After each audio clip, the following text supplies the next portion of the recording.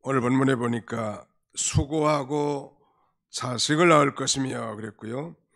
3장 17절에는 너는 내 평생에 수고하여야 소산을 먹으리라. 이 수고라는 단어들이 반복되고 있는데 바로 그 죄에 대한 하나님 아버지의 심판으로 말미암아 이 수고가 들어온 것인데, 우리 인생의 수고 가운데 최고의 수고는 곧 해산의 수고라고 할 것 같습니다. 그러므로 이제 아담의 후손으로 태어난 우리 모든 인류는 그 인생 삶 자체가 수고의 삶의 시작이라고 할 수 있고 슬픔의 삶이라고 할 수 있습니다. 그리고 이 무거운 짐을 지고 가는 그런 자의 삶인 것인데, 이러니 수고하고 무거운 짐진 인생들에게 우리 예수님께서 지금 그 위대한 초청을 하고 계십니다. 수고하고 무거운 짐진 자들아 다 내게로 오라. Come to me. 여러분 제게 다 오십시오. All you who is weary and burdened. 수고하고 무거운 짐진 여러분 모두는 다 내게로 오십시오. 그렇게 초청합니다. 우리가 이 수고로운 인생의 시작뿐만 아니라 우리의 삶 자체가 수고로운 인생이라고 할 수 있겠습니다. 일본의 이 도쿠가 이에야스는 그렇게 갈파하기를, 인생은 이 무거운 짐을 지고 먼 길을 가는 것과 같다, 이렇게 갈파했는데요. 맞는 말인 것 같아요.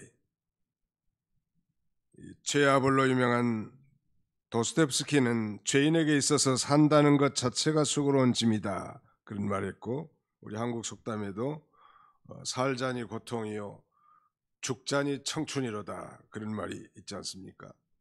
미국에 가보니까 미국 사람들은 수고하셨습니다 이런 인사법을 You did a good job 이렇게 말합니다. 선생님이 학생에게 혹은 부모가 자녀에게 그리고 뭐 상사가 부하 직원에게 그냥 good job, 아주 수고했다, 좋은 일 했다, 수고했다, 좋은 인사법 같습니다만 우리나라 인사법에는 수고하십시오 이런 인사법 있죠. 이 수고 자체가 힘들고 예를 쓰는 일이고 근심 걱정으로 괴로워하고 염려하는 것을 의미하는데, 이 수고로운 인생들에게 마치 수고하십시오 하는 건 더 수고하라고 말하는 것처럼 들리지만 사실은 너무나 일에 찌들려 살지 마십시오, 그런 의미가 거기에 포함되어 있습니다. 모세의 유일한 시편인 시편 90편 10절에도 모세는 성령의 감동함으로 이렇게 말합니다. 우리의 연수가 70이요 강건하면 80이라도 그 연수의 자랑은 수고와 슬픔뿐이요 신속히 가니 우리가 날아가나이다. 그 연수의 자랑은 수고와 슬픔뿐이라고 이렇게 말하고 있습니다. 태어날 때부터 수고하고 무거운 짐을 진 것 같이 시작해서 우리가 이 세상 떠날 때까지 고통과 신음의 삶은 계속되는 것이죠. 어제 현재 오늘 통계 얘기했습니다만 전 세계 코로나19 확진자는 약 1억 8천 정도 된다 그러고, 사망하는 숫자는 약 한 400만, 즉 391만 5,106명인데 엄청난 숫자죠. 400만이라는 숫자. 죽은 사람이 숫자예요. 우리나라는 그래도 상당히 방역 관리가 잘된 모범 국가이기 때문에 세계 여러 나라에 비해서는 아주 비교적 작은 확진자와 사망자를 냈습니다만, 아무튼 이 코로나19로 인해서도 우리 심령들이 다 수고하고 짐진 것 같은 그런 지치는 심정인데, 오늘 이 거룩한 주일에 정말 이 하늘의 쉼과 안식을 주시기로 약속하신 우리 하나님께서 예배에 참여한 여러분 모든 심령들에게 영원한 영혼의 안식이 충만하시기를 주님의 이름으로 축원합니다. 언제 이 수고가 그칠까요? 자, 우리는 태어날 때부터 수고로운 인생으로 출생해서 일생 수고와 슬픔의 삶을 살다가 도대체 이놈의 수고는 언제 그치는가? 우리 성경을 또 찾아보겠습니다. 맨 마지막 성경 요한계시록 제14장 13절입니다. 여기도 찾아서 같이 한번 읽어보겠습니다. 요한계시록 제14장 13절입니다. 같이 한번 읽어보시겠습니다. 요한계시록 14장 13절 시작. 또 내가 들으니 하늘에서 음성이 나서 이르되 기록하라. 자금 이후로 주 안에서 죽는 자들은 복이 있도다 하시니 하심에 성령이 이르시되 그러하다. 그들이 수고를 그치고 쉬리니 이는 그들의 행한 일이 따름이라 하시더라.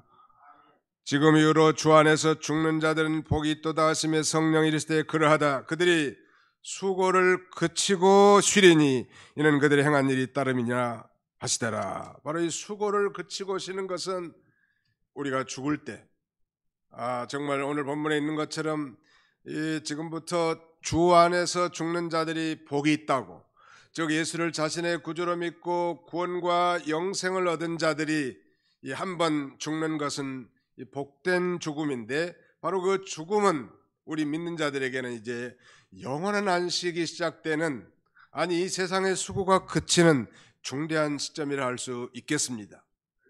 자, 그렇다면 오늘 우리가 이 세상에서 정말 수고와 슬픔의 삶을 살다가 만약에 예수를 믿지 않고 죽는다면 그건 정말 얼마나 비극이겠냐는 말. 한번 상상해 보십시오. 우리는 성경을 통해서 이 부자와 거지 나사로의 비유를 통해서 우리가 들은 바 있죠. 부자는 정말 호의호식 하다가 마침내 그가 죽었고, 거지 나사로도 똑같이 죽었지만 부자 나사로는 그야말로 지옥에 떨어졌고, 부자는 지옥에 떨어졌고 거지 나사로는 천국에 들어갔단 말. 아버지 아브라함이여, 나사로의 손끝에 이 물 한 방울을 적셔서 내 혀를 좀 서늘하게 해달라고. 내가 이 고통의 세계에서 견딜 수 없다고. 그러므로 예수를 구주로 믿지 않고 죽는 자는 이 땅에서 수고가 계속 진행될 뿐만 아니라 죽어도 저 영원한 고통과 고민의 세계에서 쉬지 못하고 영영토록 고통을 당한다는 사실을 우리는 잊지 않아야 합니다. 불신 세계의 비참함이라고 할 수 있을 것입니다. 우리 찬송가 406장에 보면 고난 내 영혼 편히 쉴 곳과, 이 찬송은 L.N. 모리스라고 하는 사람이 1929년에 지은 찬송인데, 주님의 영원한 팔은 곤고한 자가 편히 쉴 곳이요 영혼의 안식처이며 폭풍우도 몰아냅니다. 내 고난 영혼 아름다운 안식 찾았네. 비록 파도가 굽이쳐도 안전한 항구 안에 폭풍을 다스리시는 전능하신 분, 그의 영원한 팔 의지하네. 이렇게 노래합니다. 이렇게 수고하고 무거운 짐을 지고 고난 인생길을 걸어간 자들에게 우리 예수님께서 참된 안식, 참된 쉼의 길을 제시하고 있습니다. 어떻게 수고하고 무거운 짐을 벗어버릴 수 있겠냐는 말이에요. 우리가 예수 믿고 죽은 다음에는 영원한 안식 세계에 들어가지만, 이 땅에서 정말 예수 그리스도 안에서 수많은 환난과 고난, 질병과 고통이 난무하는 이런 세계 속에서도 세상에서 누릴 수 없는 그 영혼의 안식, 참된 쉼을 어떻게 누릴 수 있는가? 이 일을 위해서 바로 우리 예수님께서 십자가에서 우리 죄를 대신 지시고 죽으신 것입니다.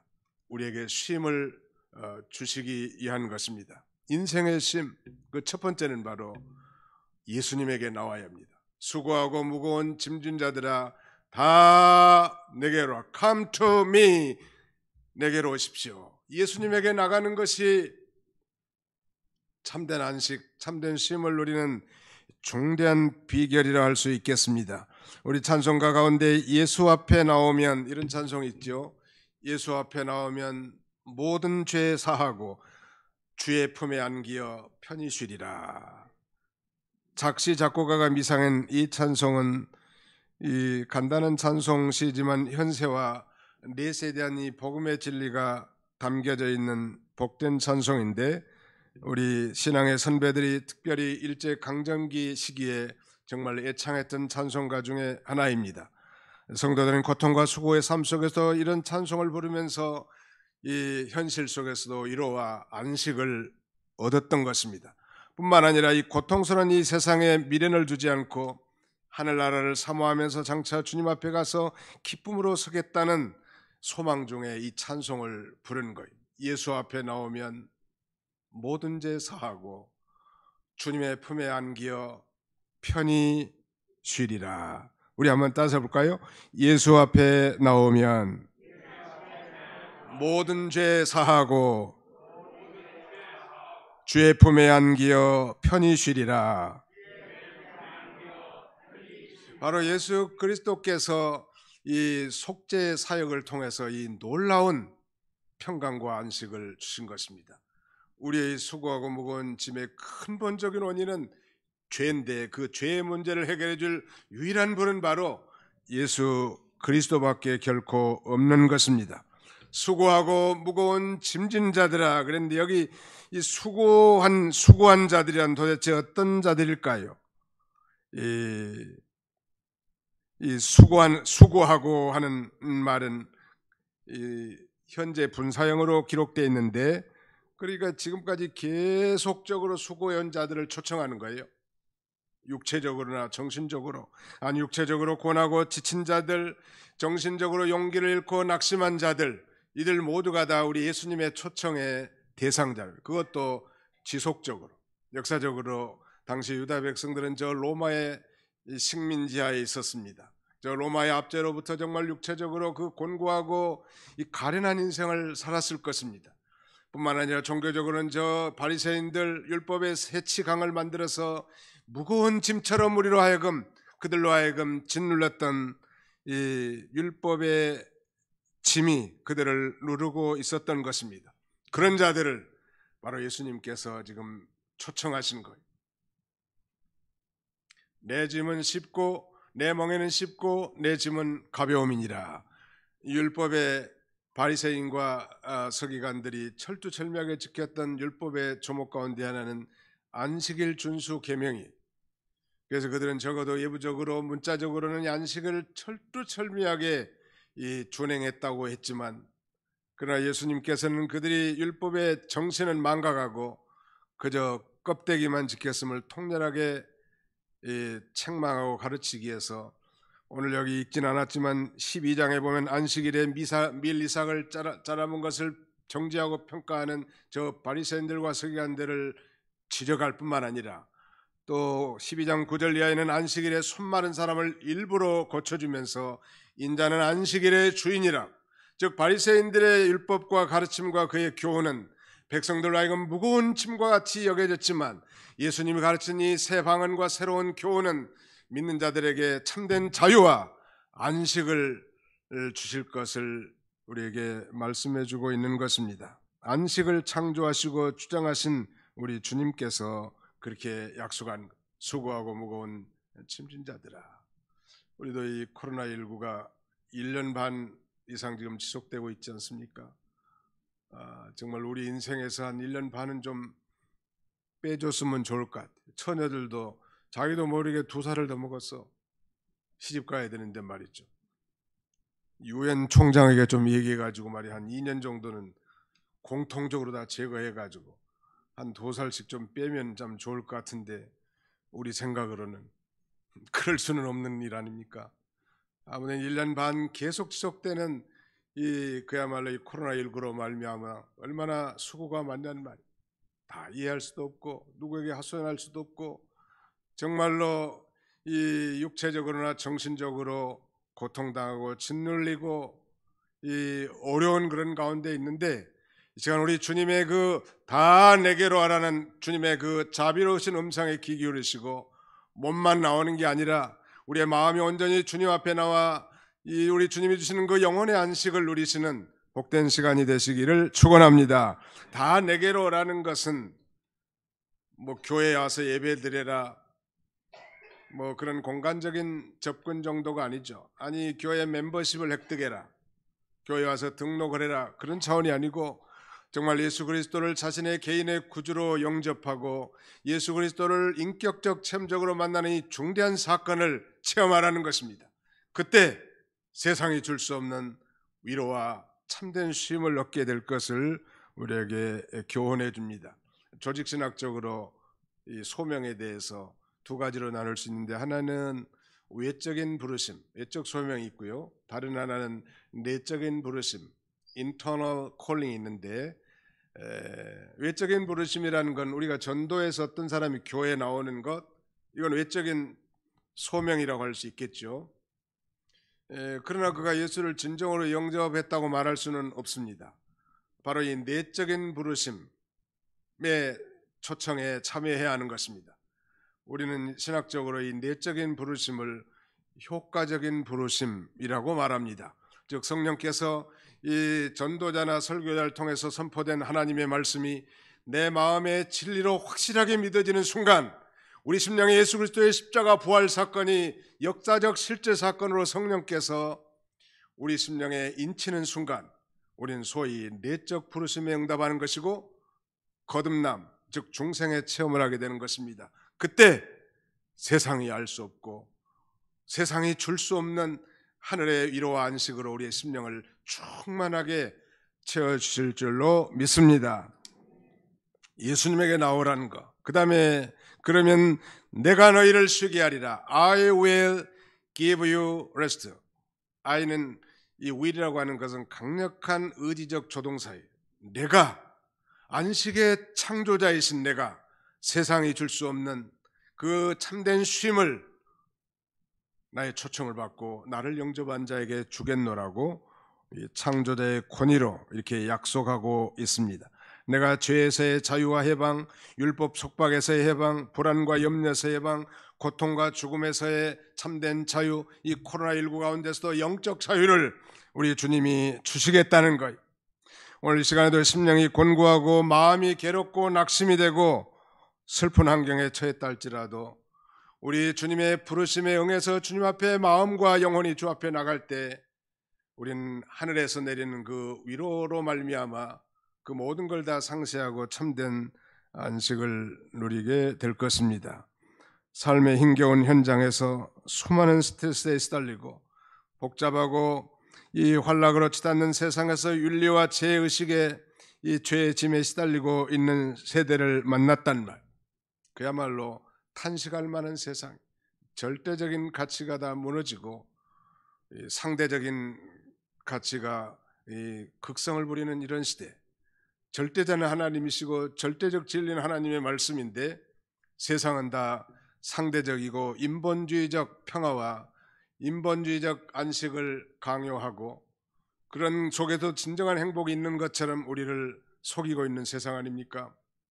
이런 세상에서도 참 절대자이신 전능하신 이 하나님 앞에 나와 예배드릴 때 우리는 진정한 안식을 누릴 수 있는 것입니다. 그 다음에 두 번째는 예수님의 멍에를 매라는 것입니다. 내 멍에를 메고 그랬습니다. 내 멍에를 메고 예수님 앞에 이제 나왔습니다. 예수를 영접하고 구원받은 하나님의 자녀가 된 다음에는 그저 여전히 방탕의 삶을 사는 것이 아니고 이제 예수님이 매주신 멍에를 메는 것입니다. 이 멍에라고 하는 건 예수님이 매주신 직책과 사명이라고 할 수 있겠습니다. 우리 가정에서나 교회에서나 직장에서나 우리에게는 이 하나님이 우리 주님이 매주신 멍에가 있는데 그 멍에를 잘 맬 때 우리는 지속적인 말하자면 안식을 누릴 수 있는 것입니다. 이 멍에는 시골 사람들은 잘 알지만 꺾어진 나무로 소나 나귀의 목에 걸고 수레나 쟁기를 끌게 하는 그런 도구입니다만 이스라엘에서는 그 멍에가 이 T자형으로 돼가지고 말하자면 1인용이 아니라 2인용 멍에, 소 2마리를 한 결이라고 하는데 한 결이가 소 2마리가 말하자면 한 멍에에 걸쳐서 짐수레를 끌게 하는 것이죠. 여기서 중요한 것은 바로 내 멍에를 메고 내게 배우라. 이 한편은 바로 예수님이 그 멍에를 메주시기 때문에 우리는 그냥 따라만 가도 되는 거예요. 우리에게 그 멍에는 무거운 게 아니에요. 가볍단 말. 예수님이 주신 교훈은 이 바리새인들과 서기관들, 율법의 선생들이 우리에게 짓누르는 그런 무거운 율법의 멍에가 아니라 정말 진리와 영감의 생수를 우리에게 주시는 것이요, 참된 자유와 기쁨을 주는 그런 멍에란 말. 멍에라고 하니까 예수 믿으면 또 나를 속박하고 또 나를 고생시키는 거 아니겠는가, 이런 착각을 갖는 것입니다. 물론 종교적인 삶은 그럴 수 있겠으나 정말 예수를 믿고 거듭난 신자라면 예수님이 명해주신 모든 직책과 사명을 감당할 때 우리는 지속적인 안식과 위로를 얻을 수 있는 것입니다. 그런 면에서 이 T자형 멍에는 짐을 분산해 주는데 대부분 한 99.99%는 다 예수님이 져주시고 우리는 0.0001 그냥 따라가면 돼. 발만 딛고 따라가면 예수님이 가주신다. 믿으시기 바랍니다. 그래서 쉬운 거예요. 교회 안에서 누구나 정죄하지 마십시오. 판단하지 마시기 바랍니다. 정말 예수 그리스도 안에서 정말 교회에 와서 참된 자유와 안식을 누리는 것이 지극히 정상이에요.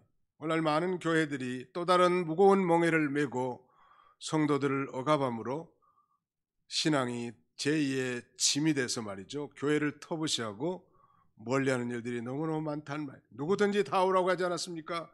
부자나 능력 있는 사람만 초청한 것이 아닙니다.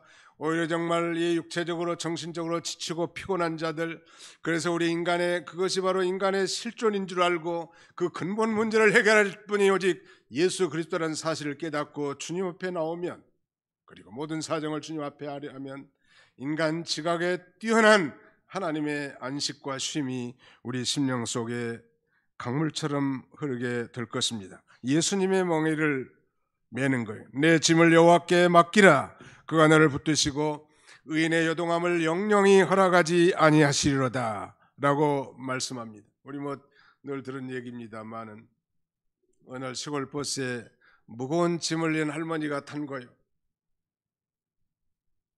그런데 그 기사가 안타까워서 그 할머니에게 돈을 안 받은 모양이야. 할머니 타십시오. 그런데 할머니가 그 짐을 머리에서 내려놓지 않는 거요. 왜? 나 태워준 것만 해도 고마운데 어떻게 짐까지 내려놓겠냐고. 마치 혹시 그리스도인의 삶 가운데 이런 삶을 살지는 않는지 몰라요. 예수 믿는 것 따로 내 인생 따로 정말로 피곤한 일이죠. 그 예수 믿는 것은 대충 믿는 건 너무나 힘든 일이고 짐이에요. 그래 야무지게 믿고 정말 힘써서 믿음 생활할 때 우리는 진정한 안식을 누릴 수 있는 것입니다. 유명한 교부시대의 성 어거스틴은 예수님의 멍에를 마치 새 깃털에 비유하면서 그 깃털이 창공을 자유롭게 날 수 있을 만큼 가볍다고 말하고 새는 결코 날개를 짐으로 생각하지 않는다고 말합니다. 그러므로 예수님께 배운다는 것은 그 무거운 짐을 얻는 것이 아니고 창공을 나는 날개를 다는 것이다 라고 이렇게 갈파합니다. 사랑하는 성도 여러분, 마지막으로는 예수님에게서 배우는 것입니다. 나는 마음이 온유하고 겸손하니 내 멍에를 메고 내게 배우라. 배운다는 건 참된 쉼과 안식이 있어요. 정말 여러분들이 그 성경 공부 모임에 은혜의 그 소그룹 미팅에 참여해 본 사람들은 그런 맛을 보았을 수도 있을 것 같습니다. 정말 성령의 감동 가운데 성경을 배울 때 형언할 수 없는 기쁨과 안식을 누릴 수 있지 않습니까? 배운다는 거 참 좋은 일이에요. 특별히 예수님을 배운다는 건 좋은 일이에요. 뭘 배울까요? 나는 마음이 온유하고 겸손하니. 예수님의 그 온유함과 겸손함을 배우는 것입니다.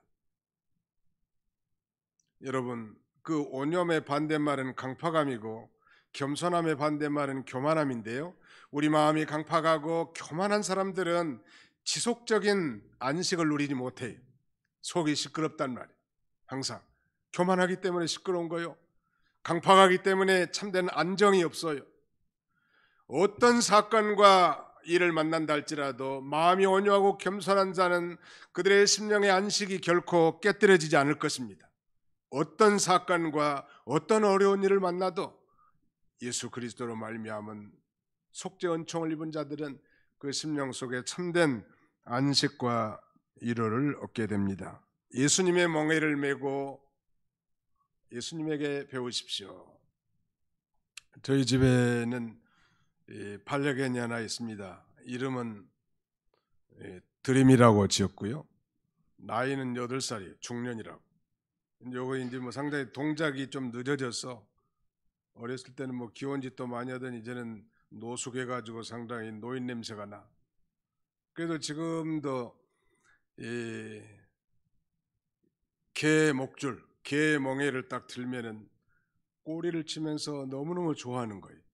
목줄을 차면 답답하고 힘들겠는데 왜 개 목줄을 주인이 들면 그렇게 꼬리치면서 좋아할까요?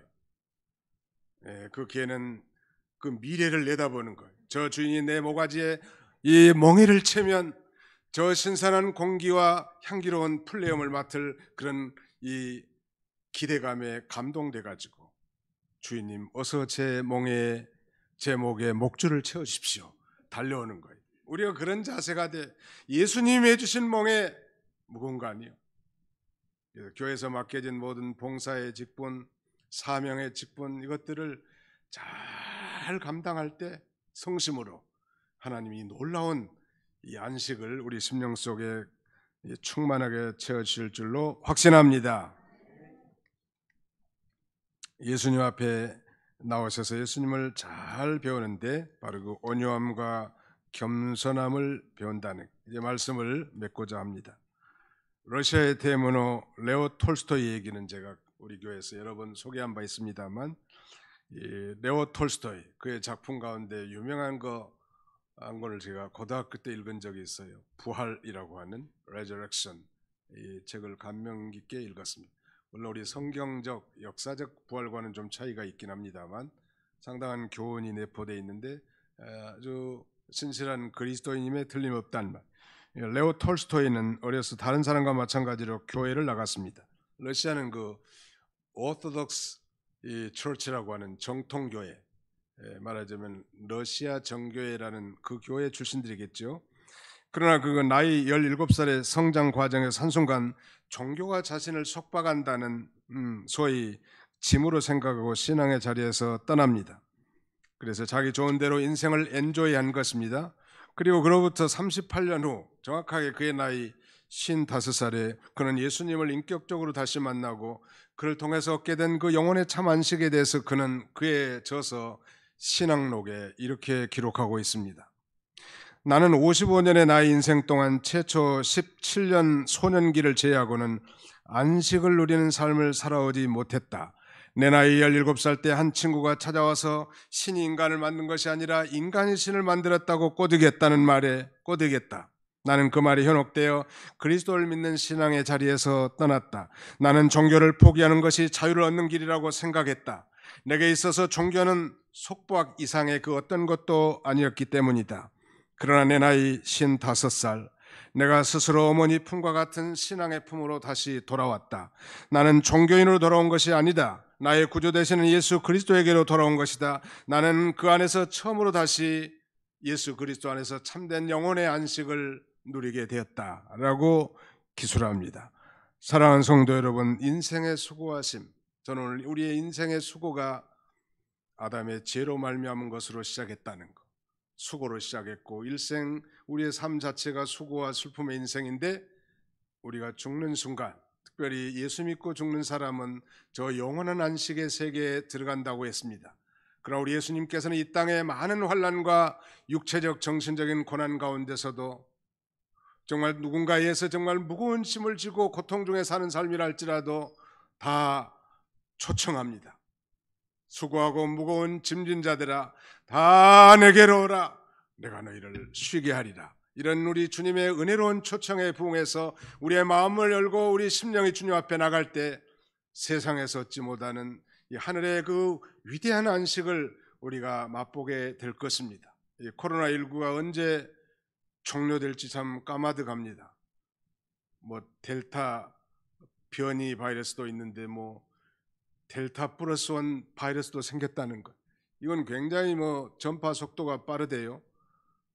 그냥 이 코로나 이 델타 바이러스 걸린 사람은 옆에 지나가면서 슬쩍 접촉만 하거나 그 사람과 함께 한 공간에서 있어도 금방 전염이 되는 전염 속도가 굉장히 빠르다고 합니다. 이 코로나19가 언제 정복될지 알 수 없는 까마득한 시절이, 그렇다고 우리가 거기에 환경에 침몰하지 말고 우리 주님의 은혜로운 초청에 부응해서 날마다 믿는 일, 성경 읽는 일, 기도하는 일, 봉사하는 일, 정말 형제를 돌보는 일, 사랑하는 일, 우리 모든 이 모든 멍에를 잘 메고 하나님이 주시는, 우리 주님이 주시는 그 위대한 안식에 참여하는 저와 여러분들이 다 되시기를 주님의 이름으로 축원합니다. 기도하겠습니다. 기도합시다. 우리 이 말씀을 기억하면서 통성으로 한 2, 3분간 기도하겠습니다. 주님, 영혼의 안식이 필요합니다. 심령이 곤고하고 가련하고 눈멀고 벌거벗었습니다. 벌써 주님을 떠난 지가 오래되었는데 주님, 진리와 영감의 생수를 우리에게 부어주시고 하늘의 안식으로 우리를 충만케 하옵소서. 말씀을 생각하면서 우리 주님 앞에 나와 주님의 멍에를 메고 온유함과 겸손함을 배움으로 지속적인 안식을 누리게 하옵소서. 통성으로 한 2, 3분간 기도하겠습니다. 살아계신 우리 아버지 하나님, 감사합니다. 오늘도 이 거룩한 안식일에 사랑하는 성도들 온근각지에서 불러 모아주시고 우리가 잘 익숙하게 아는 말씀의 본문을 통하여 다시 한번 아버지 하나님 참된 위로와 안식을 누릴 수 있도록 권고하시는 우리 아버지 하나님, 우리의 사랑을 진심으로 감사하옵고 감사를 드립니다. 수고로운 인생으로 출생하여 일생 수고의 삶을 살다가 아버지, 우리 그리스도인들이야말로 마침내 그 영혼이 하나님 앞에 갈 때에 영원한 안식 세계에 들어간다고 했지만은 이 땅에서도 정말 수고하고 무거운 짐진 상태와 같이 정신적, 육체적으로 참으로 곤고한 그런 삶을 산다 할지라도 우리 주님의 은혜로운 초청에 부응해서 주님 앞에 나와 아버지 주님의 메으신 멍에를 메고 아버지 하나님 주님을 잘 배워나감으로 하늘로부터는 놀라운 안식을 누리는 우리 모두가 다 되도록 하나님께서 축복하여 주시옵소서. 특별히 슬픔을 당한 상한 가정을 하나님께서 위로해 주시고 어머니가 할머니가 지금은 저 하늘에서 영원한 안식을 누리는 줄 알고 우리도 이 땅에 장차 그 세계에 들어갈 줄 알고 이 땅에서도 예수 그리스도의 속죄의 은혜로 말미암은 참된 안식을 누리는 아름다운 가정 되게 하여 주옵소서. 주께 모든 걸 맡겼고 감사드리오며 예수님의 이름으로 기도하옵나이다.